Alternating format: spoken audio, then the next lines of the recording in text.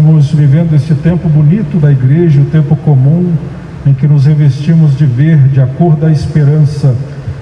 A esperança que é a virtude teologal pela qual esperamos em Deus.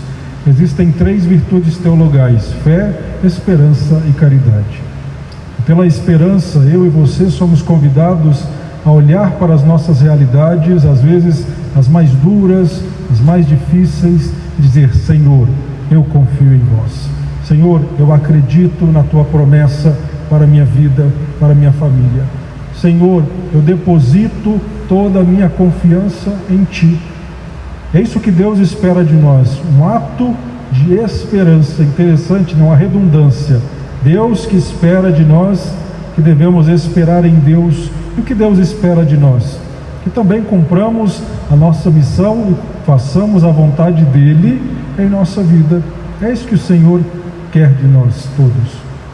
E aí a palavra de Deus que temos ouvido ao longo destes dias nos ajuda a compreendermos esta dimensão de Jesus como Senhor e Salvador da humanidade. Antes de ontem, Jesus curou a sogra de Pedro, a toma pela mão e a febre imediatamente cessou e ela começou a servir a todos. Ontem Jesus curou aquele homem de sua lepra. Se recordam? O homem se ajoelha diante de Jesus e fala para ele: Senhor, se queres, pode curar-me. E Jesus diz a ele: eu quero, fica curado. Aquele homem era marginalizado, aquele homem era discriminado, não era bem aceito pela sociedade porque a lepra era uma impureza. Então eles não podiam se misturar aos demais, eles ficavam à margem, separados. E Jesus como que disse a ele: filho, eu quero que a tua dignidade seja restituída, eu quero que a tua vida seja devolvida, por isso eu te curo. E aí aquele leproso foi também restaurado, foi curado fisicamente e espiritualmente, e voltou a conviver com a sociedade, com as pessoas. O evangelho de ontem termina dizendo que Jesus vai, se afasta da cidade, sai da cidade, porque assumindo as nossas enfermidades, assumindo as nossas lepras, ele assumiu sobre si a nossa iniquidade, os nossos pecados, as nossas culpas. Isso aconteceu em tantos momentos da vida e da missão de Jesus. Todas as vezes que ele curou, todas as vezes que ele libertou, ele assumia a nossa iniquidade, porque para isso ele veio, para salvar e para libertar, para nos devolver a condição de filhos e filhas de Deus. Isso que a carta aos Hebreus nos vem apresentando. Jesus, ao assumir a nossa humanidade, ao entrar nesse plano, nos devolve a dignidade de filhos e filhas de Deus e nos devolve o paraíso que outrora havíamos perdido pelo pecado original. Este trecho da carta aos Hebreus que ouvimos hoje trata exatamente disto, né? Não entrareis no meu repouso prometido, se de fato não fizerem por onde, não se esforçarem para tal. Este repouso prometido que o autor sagrado nos fala é o céu, é a vida eterna, é a glória. Nós queremos a vida eterna, queremos o céu para nós, para os nossos, mas para isso precisamos fazer a nossa parte. É isso que eu insisto, precisamos fazer a nossa parte, porque senão não entraremos neste repouso prometido em que Deus já se encontra. O povo de Israel, pela incredulidade, muitas vezes fechou o coração, eles estavam com o coração endurecido. Não endureçamos o nosso coração, mas ouçamos a palavra de Deus e deixemos que ela nos molde, que ela nos mova. No evangelho de hoje nós temos o relato de uma outra cura. Marcos tem nos acompanhado ao longo dessa semana. O evangelista Marcos é pedagógico, ele quer nos apresentar a identidade de Cristo. Quem é este Messias? Quem é este Jesus Cristo que veio ao mundo? É o segredo messiânico que vai sendo revelado no caminho, né? No caminho para Jerusalém. Jesus está subindo para Jerusalém, os discípulos estão acompanhando, o seguem. Somos convidados a também seguir Jesus, entrarmos na sua escola, para aprendermos o seu modo de ser e de agir. E aí, hoje, Jesus vai curar aquele paralítico. Ele está em Cafarnaum novamente, entra em casa, uma multidão o acompanha, está junto dele, não tem como as pessoas nem às vezes se aproximarem, né? Quanta gente que estava ali certamente que precisava de uma graça, precisava de uma cura, e aquele paralítico não tinha condições de ir por si mesmo até Jesus. O que fizeram? 4 amigos, benditos amigos, que Deus colocou na vida daquele homem, tiveram uma ideia: vamos destelhar o telhado aqui da casa e vamos descer o homem nesta cama, na frente, colocá-lo na frente do Senhor. Você tem amigos assim, criativos?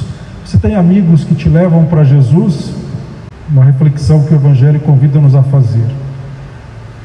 Ou as suas amizades têm te levado para tantos outros lugares, menos para Deus, menos para a igreja, menos para a salvação, menos para o céu? Reflitamos. E depois eles destelharam. Esse telhado quer dizer de um limite que existe. Quantas vezes existem limites, mas para a graça e para a misericórdia de Deus não existe limites. Esses limites são limites humanos e mundanos, porque para Deus nada é impossível. Então eles destelharam, descem o homem na maca, o colocam na frente do Senhor. O Senhor vai curar aquele homem, vai dizer: pega a tua cama e anda, teus pecados estão perdoados. Jesus diz assim a ele: aqui existe uma relação entre o perdão dos pecados e a cura física, porque realmente, irmãos e irmãs, quando nós somos perdoados dos nossos pecados, muitas curas físicas acontecem. Por isso a importância e a necessidade do sacramento da confissão, este sacramento tão bonito, tão importante na nossa igreja. Nos cura das nossas lepras, nos cura das nossas enfermidades espirituais e também físicas, né? Você que está há muitos anos afastado da comunhão, volte. Você que está há muito tempo afastado da confissão, confesse-se, receba a graça de Deus, queira caminhar na graça de Deus e jamais longe dele. E aí os fariseus e mestres da lei que estavam por ali começaram a criticar Jesus. Quem é este homem? Ele está blasfemando, só Deus pode perdoar pecados. Coitados, não sabiam que ali era o próprio Deus, né? Filho de Deus, o Verbo encarnado. Ele é Deus, ele pode dizer com toda a autoridade: teus pecados estão perdoados. Deu esta autoridade depois aos apóstolos para que fizessem o mesmo. Aquele homem levanta, pega a sua cama e fica curado. As pessoas, ao verem aquele episódio, aquela cena, começam a louvar e agradecer a Deus, a dizer: nunca vimos coisa parecida, nunca vimos coisa assim, tão grandiosa. Para percebermos, irmãos e irmãs, a grandiosidade da ação de Deus na nossa vida. Quais são as paralisias que você tem? O que ainda te prende? O que ainda te paralisa? Quais são as lepras que precisam ser curadas? Qual é a libertação que você precisa na tua vida? Deus sabe. Deus nos conhece no mais profundo do nosso ser. Vamos pedir ao Senhor nesta Eucaristia que nós possamos sair daqui hoje inteiramente libertos, curados, restaurados, renovados pela ação misericordiosa de Deus na nossa vida. E não coloquemos limite, viu? Barreiras. Muitas vezes os limites e as barreiras somos nós que colocamos para que a graça aconteça. E esse limite é o apego, sobretudo, aos pecados e às paixões desordenadas. Nos livremos de todas elas e vocês vão ver o céu se abrir e as bênçãos de Deus se derramarem profusamente em nossa vida, como esta chuva que cai lá fora. Chuva de bênçãos e chuva de graça. Os problemas vão acontecer? Certamente. Ah, padre, mas minha vida é cheia de problema. Eu rezo e estou cheio de problemas. É assim mesmo. É na batalha, é na lida, é na luta que a gente vai conseguindo alcançar a graça de Deus em nossa vida.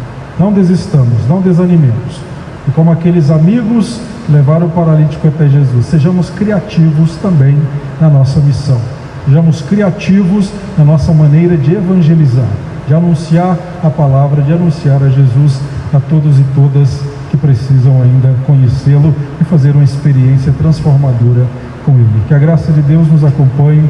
Que a bem-aventurada Virgem Maria, São Gaspar Bertone, nosso Pai fundador, intercedam por nós. Louvado seja nosso Senhor Jesus Cristo.